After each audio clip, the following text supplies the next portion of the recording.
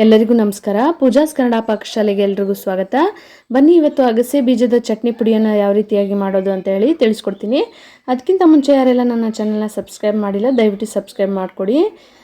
ನೋಡಿ, ಈ ಥರ ನೀವು ಡೈಲಿ ಊಟದ ಜೊತೆಗೆ 1 ಚಮಚದಷ್ಟು ಅಗಸೆ ಬೀಜದ ಚಟ್ನಿ ಪುಡಿಯನ್ನು ತಿಂದರೆ ಕ್ಯಾನ್ಸರ್ ಅಂತ ಮಹಾಮಾರಿಯನ್ನು ಕೂಡ ದೂರವಾಗಿಡ್ಬೋದು ಅಂತ ಹೇಳ್ತಾರೆ. ಬನ್ನಿ ಯಾವ ರೀತಿಯಾಗಿ ಮಾಡೋದನ್ನು ನೋಡೋಣ. ಅಗಸೆ ಬೀಜನ ನೋಡಿ ಕ್ಲೀನ್ ಮಾಡಿ ಇಟ್ಕೊಂಡಿದ್ದೀನಿ. ಒಂದು ಹಂಚನ್ನು ತಗೊಂಡು ಆ ಹಂಚಿನ ಮೇಲೆ ಈ ಥರ ಅಗಸೆ ಬೀಜವನ್ನು ಹಾಕಿ ನೀಟಾಗಿ ಹುರ್ಕೊಳ್ಬೇಕು. ಇದು ಬೇಗನೆ ಹೊತ್ಕೊಳ್ಳೋದ್ರಿಂದ ನೀಟಾಗಿ ಹುರಿಬೇಕಾದ್ರೆ ನೋಡಿಕೊಂಡು ಮೀಡಿಯಮ್ ಫ್ಲೇಮ್ ಇಟ್ಕೊಂಡು ನಿಧಾನಕ್ಕೆ ಹುರ್ಕೊಳ್ಬೇಕು. ತೀರಾ ಉರಿಬೇಕು ಅನ್ನೋ ಅವಶ್ಯಕತೆ ಇಲ್ಲ. ಬಿಸಿಯಾಗಿ ಅದು ಸೌಂಡ್ ಬರುತ್ತೆ, ಆವಾಗ ನೀವು ಆಫ್ ಮಾಡಿ ಇಟ್ಕೊಂಡ್ರೆ ಸಾಕು. ಈ ರೀತಿಯಾಗಿ ನಾನು ಯಾವ ರೀತಿಯಾಗಿ ತೋರಿಸ್ತಾ ಇದ್ದೀನಲ್ವ, ನೀವು ಅದೇ ಥರವಾಗಿ ಮಾಡ್ಕೊಳ್ಬೇಕು. ನೋಡಿ, ಈ ಥರ ಆದಮೇಲೆ ಸ್ವಲ್ಪ ಕಲರ್ ಕೂಡ ಚೇಂಜ್ ಆಗುತ್ತೆ. ಆ ಥರ ಆದಮೇಲೆ ಸೌಂಡ್ ಬರುತ್ತೆ, ಕಾಳುಗಳು ಅಗಸೆ ಬೀಜದ ಚಟ್ನಿ ಕಾಳುಗಳು ಸೌಂಡ್ ಬರುತ್ತೆ. ಆವಾಗ ಸಿಡಿಯೋ ಸೌಂಡ್ ಬಂದಾಗ ಆಫ್ ಮಾಡಬೇಕು. ನೋಡಿ, ಈ ಥರ ಒಂದು ಪ್ಲೇಟಲ್ಲಿ ತಗೊಂಡು ತಣ್ಣಗಾಗೋಕ್ಕೆ ಬಿಡಬೇಕು. ಅದೇ ಹಂಚಿಗೆ ನಾನು ಒಂದು ಸ್ವಲ್ಪ ಎಣ್ಣೆಯನ್ನು ಹಾಕಿಬಿಟ್ಟು ನೋಡಿ ಈ ಥರ ಎಣ್ಣೆಯನ್ನು ಹಾಕ್ಕೊಳ್ತಾ ಇದ್ದೀನಿ. ಎಣ್ಣೆ ಹಾಕ್ಕೊಂಡ್ಬಿಟ್ಟು ಕರಿಬೇವು ಸೊಪ್ಪನ್ನು ಹಾಕ್ಕೊಳ್ಬೇಕು.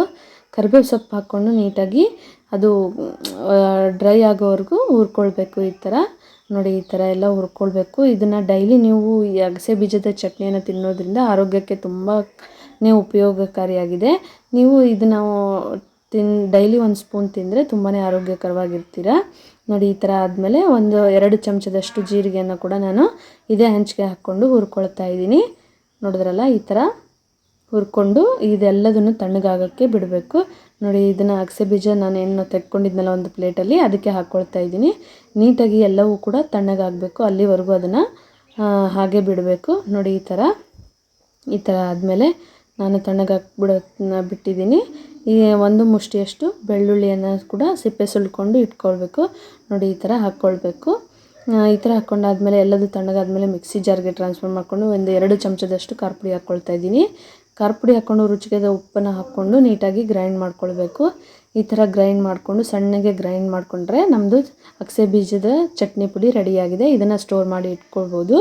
ನೋಡಿ, ಈ ರೀತಿಯಾಗಿ ನೀವು ಡೈಲಿ 1 ಚಮಚ ಈ ಬೀಜದ ಚಟ್ನಿಯನ್ನು ತಿನ್ನೋದ್ರಿಂದ ತುಂಬಾ ಆರೋಗ್ಯಕ್ಕೆ ಒಳ್ಳೆಯದಾಗಿದೆ. ನೀವು ಯಾವ ರೀತಿಯಾಗಿ ಮಾಡಿಕೊಂಡು ಯಾವ ರೀತಿಯಾಗಿ ಬಂತು ಅಂತ ಹೇಳಿ. ಯಾರೆಲ್ಲ ಚಾನಲ್ ಸಬ್ಸ್ಕ್ರೈಬ್ ಮಾಡಿಲ್ಲ ದಯವಿಟ್ಟು ಸಬ್ಸ್ಕ್ರೈಬ್ ಮಾಡ್ಕೊಳ್ಳಿ. Thank you so much.